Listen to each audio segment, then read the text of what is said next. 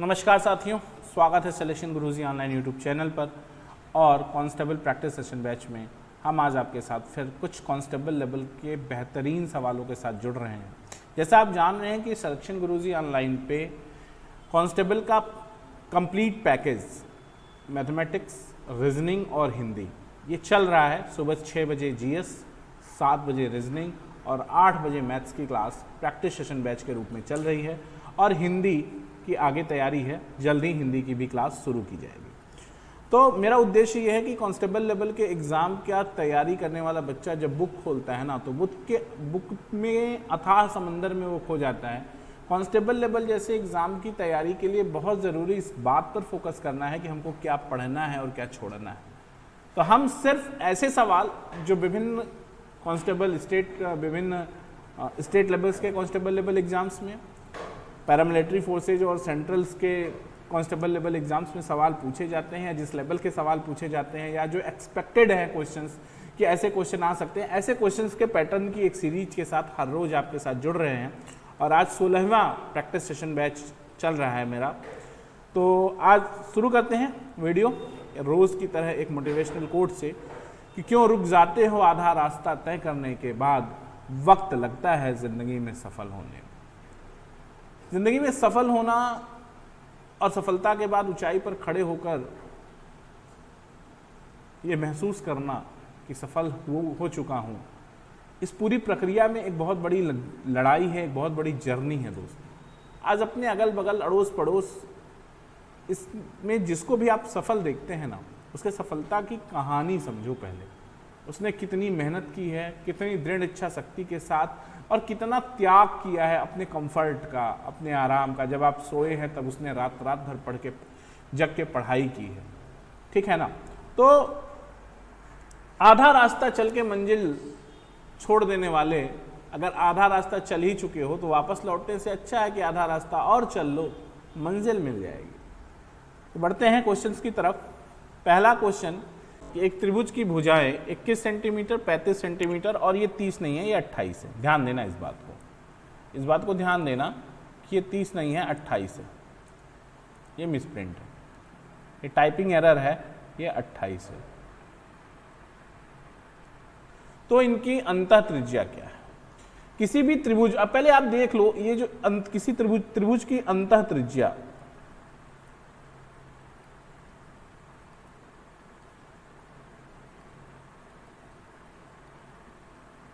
बराबर त्रिभुज का क्षेत्रफल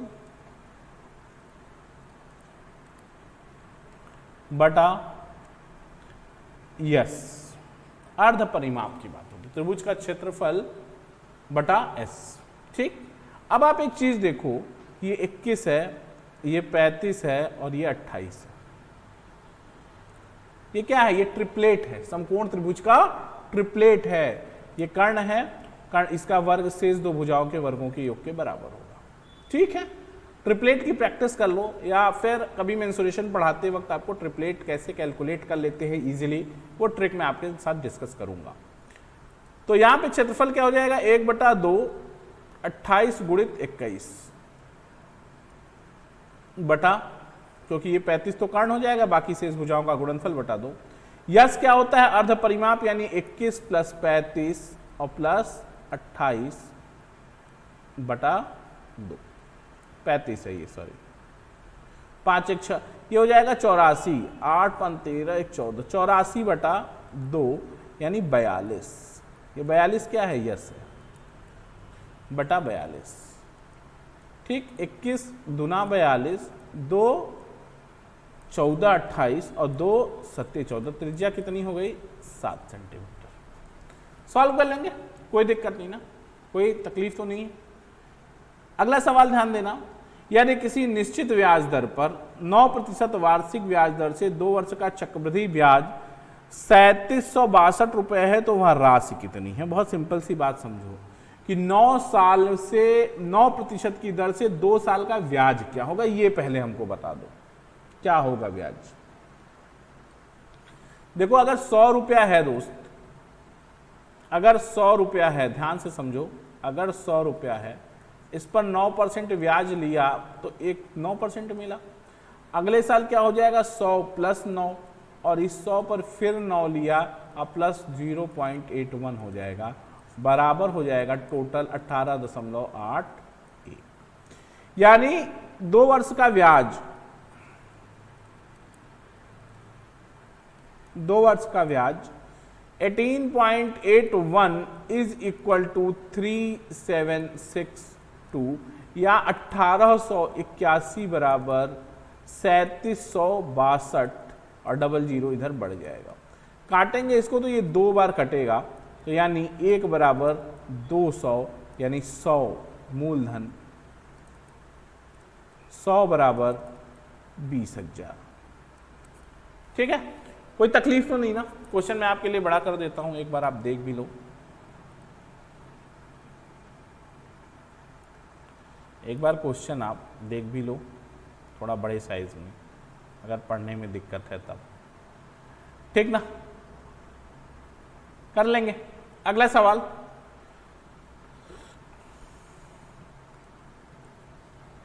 अगला सवाल ध्यान दीजिएगा। किसी वायुयान की चाल, ध्यान दीजिएगा सवाल में थोड़ा सा इनलॉज कर रहा हूं आपके लिए। कह रहे हैं किसी वायुयान की चाल 120 किमी प्रति मिनट है, यह मीटर प्रति सेकंड में कितनी होगी? सिंपल सा सवाल समझने की कोशिश करिएगा, क्या कह रहे हैं सवाल में। कहने का प्रयास ये है कि 120 किमी है, मीटर में बदलेंगे तो 100 से गुणा करेंगे, प्रति मिनट है तो सेकंड में बदलेंगे तो 60 कर लेंगे, और 60 दूना 120 होता है, 60 दूना 120 किमी करना है तो 1000 से गुणा होगा, किमी को मीटर में बदलना है तो बराबर हो गया 2000। ठीक है, मीटर प्रति सेकंड। यहां कोई ऑप्शन नहीं है, कुछ गलत होगा, एक हटा दो, ये यही बी ऑप्शन आपका 2000 मीटर प्रति सेकंड होगा। ठीक है, क्लियर है। अगला सवाल कह रहे हैं कि ए 10 दिनों में एक कार्य कर सकता है और बी 15 दिनों में कर सकता है। यदि वे 5 दिनों तक एक साथ काम करते हैं तो बचे हुए कार्य का अंश क्या है? ध्यान से समझना सवाल। सवाल यह है कि ए किसी काम को 10 दिन में कर सकता है और बी उसी काम को 15 दिन में कर सकता है। दोनों ने मिलकर 5 दिन काम किया तो कितना शेष काम बच गया, उस बचे काम की बात कर रहे हैं कि कितना काम शेष बच गया। इतनी बात तो क्लियर है, समझना।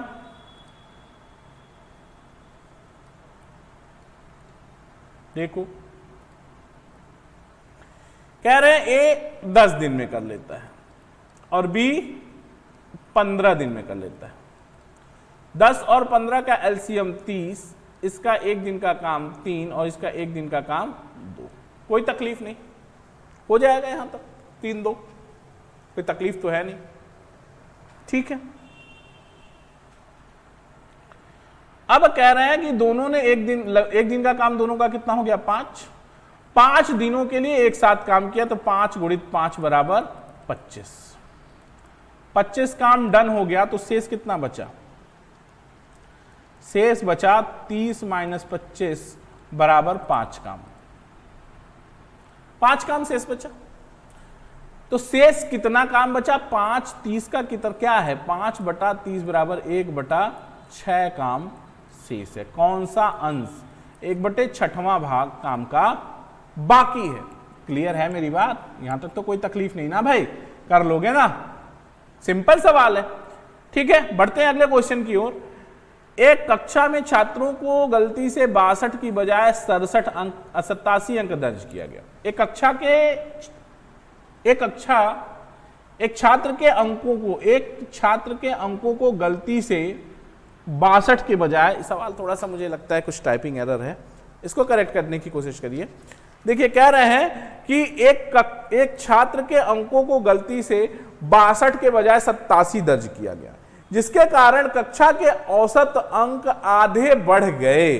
कक्षा में छात्रों की संख्या क्या है? बहुत बेहतरीन, सिंपल और एवरेज का बहुत बेहतरीन सवाल। समझो क्या है मामला। मामला दोस्त ये है कि एक छात्र के अंक को 62 के बजाय 87 दर्ज कर लिया गया, यानी रहना चाहिए था 62, हो गया 87, यानी कितना ज्यादा अंकित कर लिया आपने? 25 ज्यादा ले लिया। एक छात्र, ये योग में ज्यादा हो गया। औसत बराबर होता क्या है भाई? औसत बराबर होता है, समझो बात को, औसत बराबर होता है योग बटा संख्या। और योग में आपने 25 ज्यादा ले लिया तो औसत कह रहे हैं आधा बढ़ गया 1/2। तो संख्या कितनी हो गई? संख्या बराबर औसत गुणित योग। औसत कितना बढ़ा? औसत संख्या बराबर हो गया योग बटा औसत। योग बटा औसत बराबर योग 25 और बटा 1/2 बराबर 50। संख्या 50। एक तो ये चीज है। दूसरी बात, आप एकदम मेंटली सोच सकते हैं, और क्या सोच सकते हैं? वो ये बात सोच सकते हैं आप कि अगर 62 की बजाय 87 दर्ज हो गया, 25 नंबर ज्यादा बच्चे को मिल गया, तो एवरेज एवरेज बढ़ गया। और एवरेज में वृद्धि का क्या मतलब है? पर हेड वृद्धि। 25 नंबर अगर आधा आधा नंबर सब में बढ़ेगा तो कितने लोगों में बढ़ सकता है? 50 लोगों को। 25 number is enough to divide by 1/2 to distribute among 50 student. 50 विद्यार्थियों में आधा आधा नंबर बांट सकते हो 25 नंबर। तो कितने विद्यार्थियों? औसत आधा बढ़ गया, यानी पर हेड हाफ बढ़ गया। पर हेड हाफ बढ़ने का मतलब क्या है? 50 लोगों पे हाफ बढ़ेगा, तब जाके वो कैलकुलेट होके 25 होगा योग। सिंपल, मेंटली सॉल्व कर सकते हैं। अगला सवाल, एक निश्चित अवधि के लिए, ध्यान से समझिएगा सवाल, ये सवाल आपकी स्क्रीन पे बड़े फॉर्म में है। एक निश्चित अवधि के लिए 1800 पर 10% की दर से चक्रवृद्धि ब्याज 378 रुपए है, तो वर्षों के समय की अवधि क्या है? बहुत सिंपल समझो बच्चा। पहला तो यही समझ लो कि अगर 1800 रुपया होता और 2 साल का साधारण ब्याज भी निकालते आप, तो कितना? 360 रुपए आता। यानी ये मामला लगभग 2 साल का है।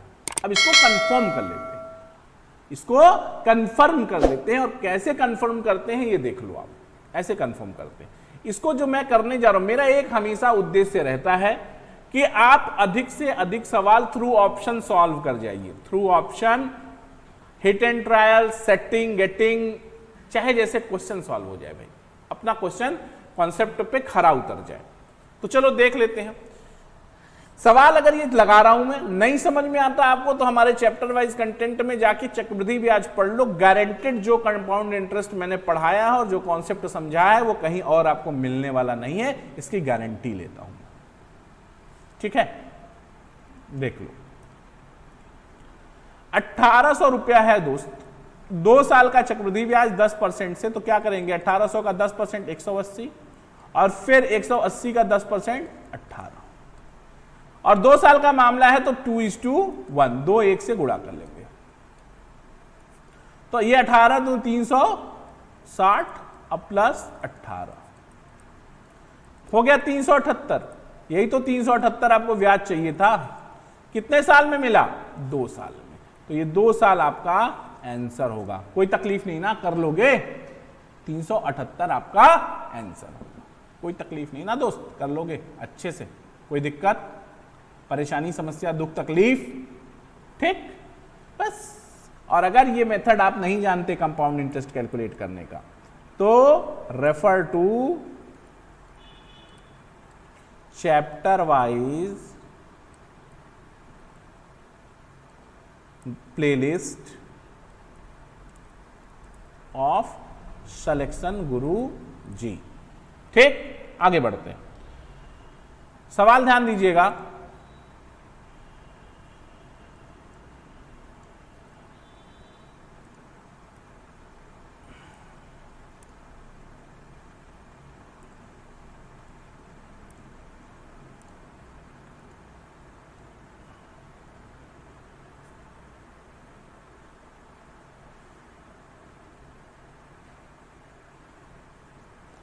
ये सवाल का टुकड़ा नहीं है, इस सवाल का कोई पार्ट नहीं है, इसको आप हटा दीजिए। ठीक है, देखिए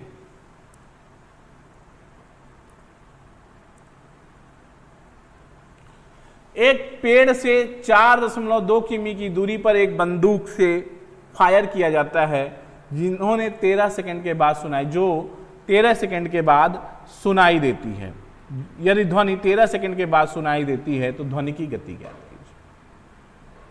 मतलब एक पेड़ से 4.2 किलोमीटर के डिस्टेंस पर एक तो गति पूछ रहे हैं, चाल पूछ रहे हैं, तो चाल बराबर होता है दूरी 42 गुणित 1000 मीटर बटा सेकंड 13, ये आ जाएगा आपको 4200 बटा 13। सॉल्व कर लेंगे तो ये आता है 230.2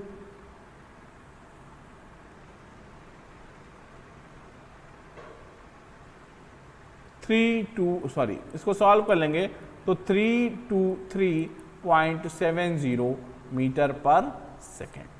ठीक है, अगला सवाल। अब देखो ये बड़ा शानदार सवाल है भाई।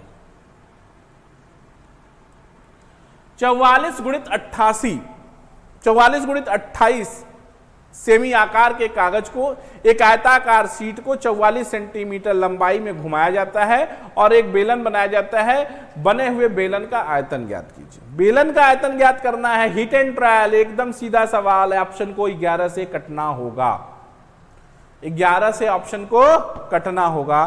3 2 5 4 1 3, ये नहीं कटेगा। 4 1 5 3 2 5, ये कट रहा है, इसको देखेंगे। 4 3 7 2 1 3, 4 3 7 1 1 2, यानी ये भी नहीं कट रहा है, ये भी नहीं कट रहा है। 4312 इसका आंसर है। लॉक कर लो। क्यों बताया है, रेगुलर रहो वीडियो पे। अगर नए हो तो चैनल को लाइक करो, शेयर करो, सब्सक्राइब करो और बेल आइकॉन को प्रेस कर दीजिए ताकि प्रॉपर टाइम से आपको नोटिफिकेशन मिलता रहे। अब सोच रहे होगे आज कि ये कैसे आ गया भैया, ये तो गजब धुआंधार तरीके से सवाल लग गया, कुछ किया ही नहीं, पता नहीं क्या काटा क्या, और एक तो सही मार दिया ऑप्शन। मैंने आपको बताया कि मेंसुरेशन के चैप्टर में वृत्त की परिधि, परिमाप, बेलन, गोला, शंकु, आयतन हो, वक्रपृष्ठ हो, संपूर्ण पृष्ठ हो, निकालना हो, 4 ऑप्शन आपके पास है। जो ऑप्शन 11 से कटेगा वही आंसर होगा। और 11 से डिविजिबिलिटी का रूल आपको पता है। हो सकता है मैं जो रूल बता रहा हूं उसे इतर भी कोई दूसरा रूल आपको पता हो। मेरा रूल है कि समस्थान किसी संख्या के समस्थान के अंकों और विषम स्थान के अंकों के योग का अंतर 0 या 11 से विभाज्य कोई संख्या है तो वह संख्या 11 से विभाज्य होगी। ठीक, तो यहां 11 से विभाज्यता समस्थान देखो 4 1 2 3 पहला ऑप्शन था। इधर से लेते हैं, ये विषम स्थान 4 और 2 6 2 1 3, अंतर ना 0 है ना 11 से विभाज्य है, तो ये 11 से संख्या नहीं कटेगी, ये भी नहीं कटेगी, इसी तरह ये भी नहीं कटेगी। देखो जो कटेगी वो है 4 1 3 2, 4 1 5 3 2 5, 5 - 5 0, यानी ये 11 से कटेगी, तो ऑप्शन भी यही होगा। अब ऐसा क्यों होगा? क्योंकि कोई भी फार्मूला उठा लो आप, वो 22/7 से गुणा होके आना है, और जिस संख्या में 22 से गुणा होके आंसर आएगा, जिस संख्या में 22 से गुणा होके आंसर आएगा, समझ रहे हो? ठीक है, वो 11 से कटेगा। अगला, ए अपने वेतन का 80% और बी अपने वेतन का 75% खर्च करता है। देखो सवाल शानदार बेहतरीन सवाल, प्रतिशत का भी है, अनुपात का भी है। ए अपने वेतन का 80% और बी अपने वेतन का 75% खर्च करते हैं, लेकिन दोनों की बचत समान है। यदि उनकी आय का योग 72,000 हो तो बी की आय ज्ञात कीजिए। तो बहुत सिंपल बात समझते हैं ना दोस्त, ए का 80% खर्च कर रहा है और बी 75% खर्च कर रहा है, तो बचत क्या है ए की? तो ए की बचत है ए का 20% बराबर है बी के 25% के, यानी ए बटा बी की बात करोगे ना दोस्त, तो ये हो जाएगा 25/20 यानी 5/4, और 5/4 का मतलब हो जाएगा, इसको आप सही करेंगे, ध्यान दीजिएगा जरा,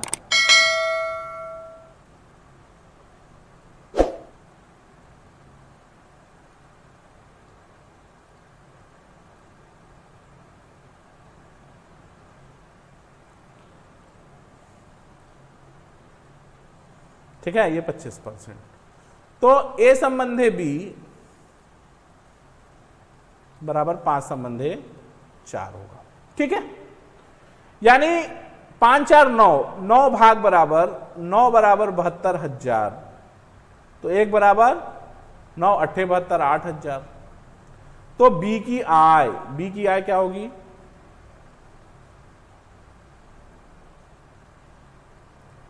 बी की आय कितनी है? 4, और 4 बराबर 4 बट्टे 32,000। ठीक है, कोई दिक्कत नहीं। अगला सवाल, ठीक, ध्यान देना।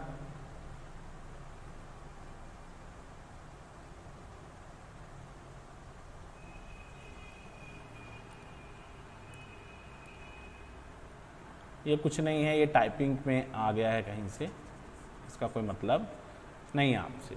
दो संख्याओं का योग उनके बीच के अंतर का 4 गुना है।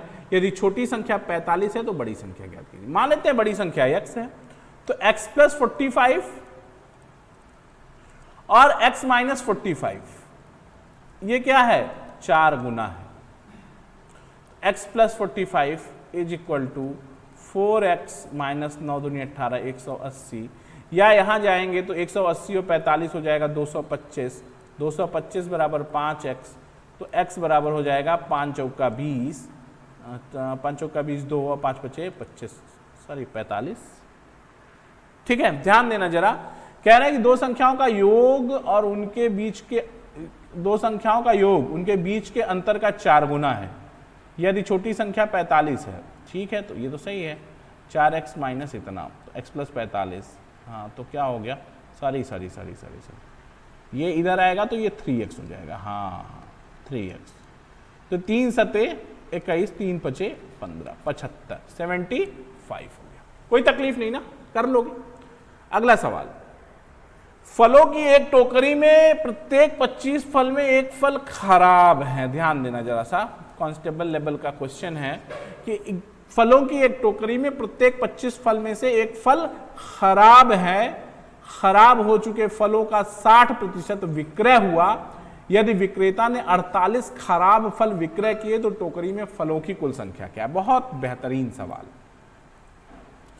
कह रहे हैं कि 60% खराब फल बेचे जा चुके हैं और उनकी संख्या 48 है, यानी 60% खराब फलों का, यहां लिख लो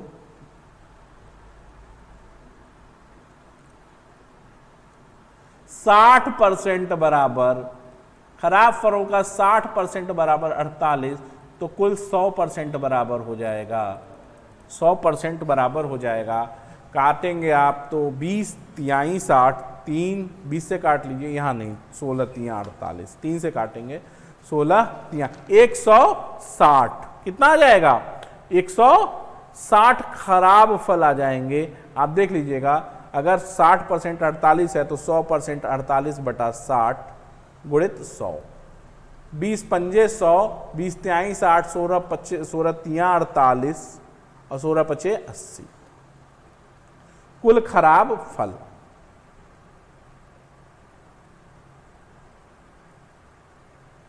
और कुल खराब फल 80 है दोस्त, और 80 फल खराब है और हर 25 फलों में एक फल खराब है, तो कुल फलों की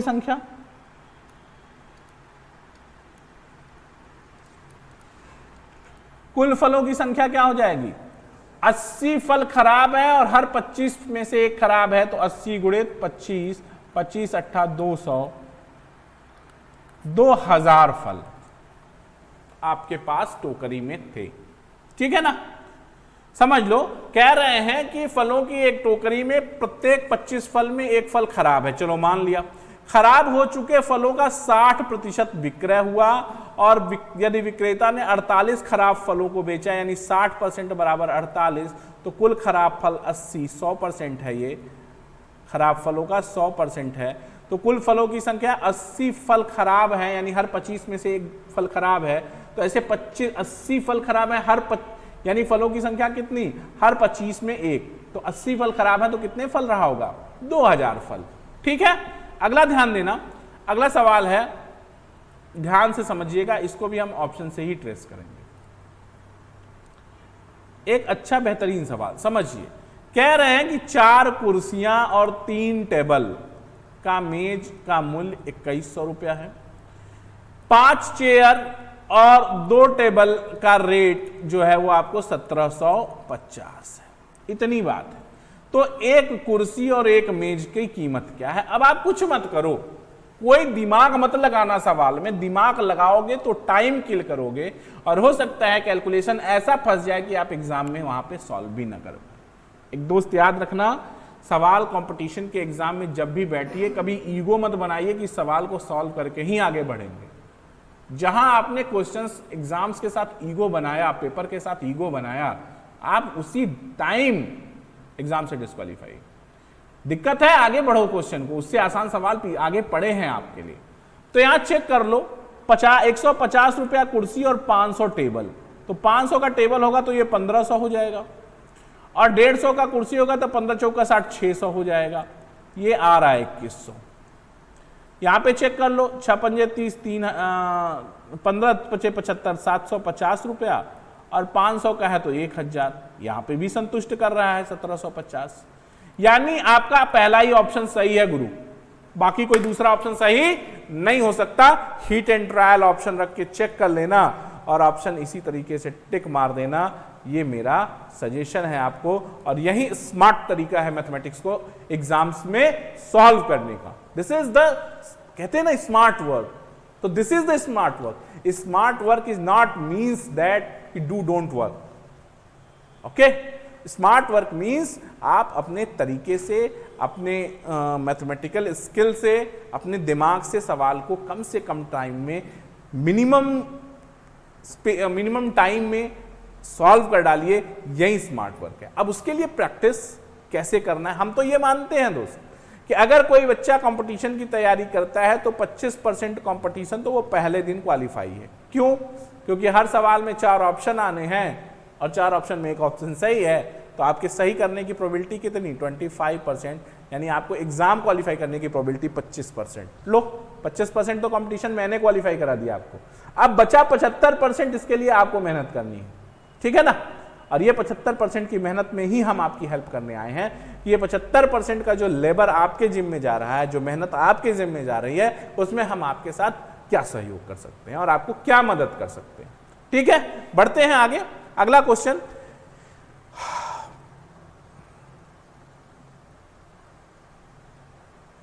देखो, एक लंबवृत्तीय शंकु का आयतन, ध्यान दीजिएगा, कह रहे हैं कि एक लंबवृत्तीय शंकु का आयतन 1232 घन सेंटीमीटर है और इसकी ऊंचाई 24 सेंटीमीटर है, तो वक्र पृष्ठ का क्षेत्रफल क्या होगा। बहुत सिंपल सवाल समझने की कोशिश करिएगा कि अब इसको कैसे करोगे आप।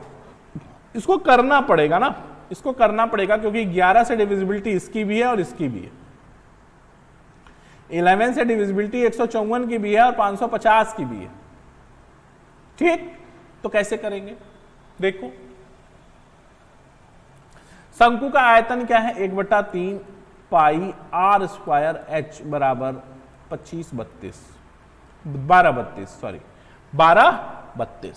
अब सॉल्व कर लो इसको।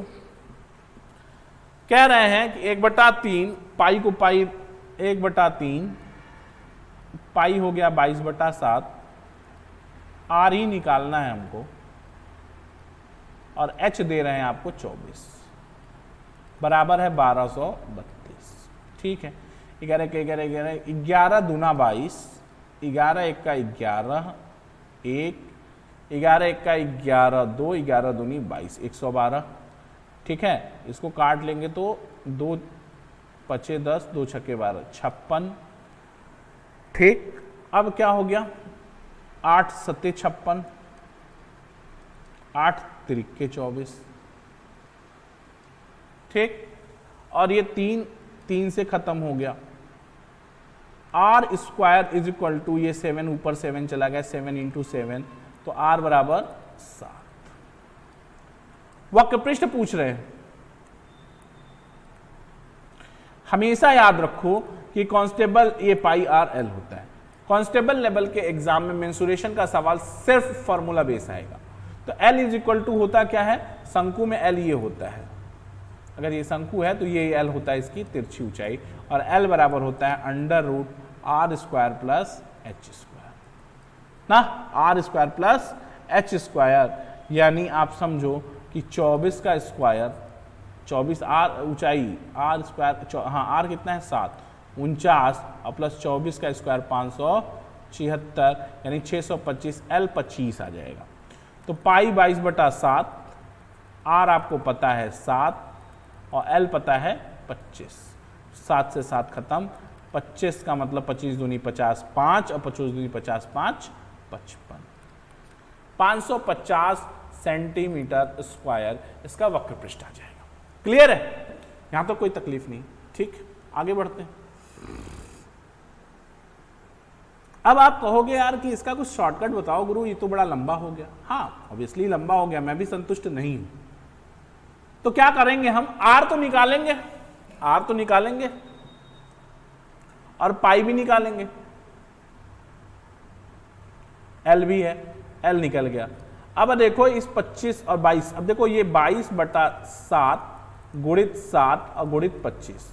अब ये देख के ही लग रहा है कि 154 से पार का मामला है, 154 के पार का मामला है, क्योंकि हाँ 154 से पार का मामला है। ठीक, तो आप यहीं से ये तने पर ही ये सब नहीं करेंगे और यहीं से टिक कर देंगे कि 550 होगा। ठीक, आगे बढ़ते हैं। प्रमोद 10 दिन में एक काम का 1/4 भाग, प्रमोद 10 दिन में एक काम का 1/4 भाग पूरा कर लेता है। संजू बचा हुआ कार्य 20 दिन में समाप्त करता है। दोनों मिलकर एक साथ कार्य कितने दिनों में पूरा कर सकते हैं? सवाल को सिर्फ घुमा रहे हैं आपके लिए और कुछ नहीं है सवाल। चलो भाई देख लेते हैं प्रमोद संजू का क्या मामला है, लड़ाई झगड़ा नहीं हो। प्रमोद जी 10 दिन में कितना काम करते हैं? 1/4 काम, तो यानी पूरा काम कितने दिन में करेंगे? 40 दिन में। कोई तकलीफ नहीं, 1/4 काम 10 दिन में, तो पूरा काम 40 दिन में। संजू का क्या चक्कर है भाई? संजू 20 दिन में करते हैं कितना काम? बचा हुआ काम। बचा काम कितना है? 3/4 काम, तो पूरा काम कितने दिन में करेंगे? 20 का 80/3 दिन में। इतनी बात में तकलीफ है? इतनी बात में कोई तकलीफ नहीं है ना। देखो समझो, समझा देता हूं अलग से। 1/4 काम अगर आप 40 दिन में करते, छोड़ो यार 1/4, आधा काम अगर आप 10 दिन में करते हैं तो पूरा कितने दिन में करोगे? हाँ 20 दिन में करोगे ना। 1/4 10 दिन में करोगे, ध्यान दो, 1/4 10 दिन में करोगे तो पूरा कितने दिन में करोगे? 40 दिन में। और कह रहे हैं कि 3, अब 1/4 हुआ है तो 3/4 बचा। 3/4 अगर 20 दिन में हो रहा है तो पूरा होगा 20 गुणित 4/3। एलसीएम कितना हो गया दोस्त? यहां से एलसीएम हो गया 80। इसका एक दिन का काम 2 और इसका एक दिन का काम क्या? एक दिन का काम 3, और दोनों का एक दिन का मिला के काम कितना हो गया? इसको थोड़ा सा मैं लाइन से बाइफरकेट कर दूं, नहीं कंफ्यूज हो जाएंगे। 5, तो पूरा काम दोनों मिलके कितने दिन में करेंगे? 80/5 यानी 16 दिन में। इतनी बात में कोई दुख तकलीफ का समस्या परेशानी नहीं ना। मस्ती से तैयारी करो। ध्यान दीजिएगा अगले सवाल की तरफ। कह रहे हैं कि चक्रवृद्धि ब्याज पर निवेश की गई राशि 2 वर्षों में 1600, 2 साल में कितना हो गई? 1600, और 3 साल में कितनी हो जाती है? 1680। यानी 1 साल में कितना ब्याज मिल रहा है? 80 रुपया। कितने पे? 1600 पे। तो दर क्या हो जाएगा? 80/1600 गुणित 100, यानी दर हो गया 5%। बात समझने में दिक्कत है? 2 साल में अगर 1600 हो गया तो तीसरे साल के लिए मूलधन क्या हुआ? 1600। कोई राशि 2 साल में 1600 हो गई तो तीसरे साल के लिए तो मूलधन 1600 ही है ना। तीसरे साल के लिए जब मूलधन 1600 है तो 3 साल के बाद ब्याज 16 मूल पैसा कितना हो गया? 1680, यानी ब्याज कितना मिला? 80 रुपया, और ये 80 रुपया ब्याज कितने रुपए पे मिला है? 1600 रुपए पे। तो दर क्या हो गया? 5%। कोई तकलीफ नहीं, कर लोगे। सिलेक्शन गुरु जी पर आज कांस्टेबल के प्रैक्टिस सेशन बैच में इतना ही। कल मुलाकात होगी फिर कुछ चुनिंदा बेहतरीन और शानदार सवालों के साथ।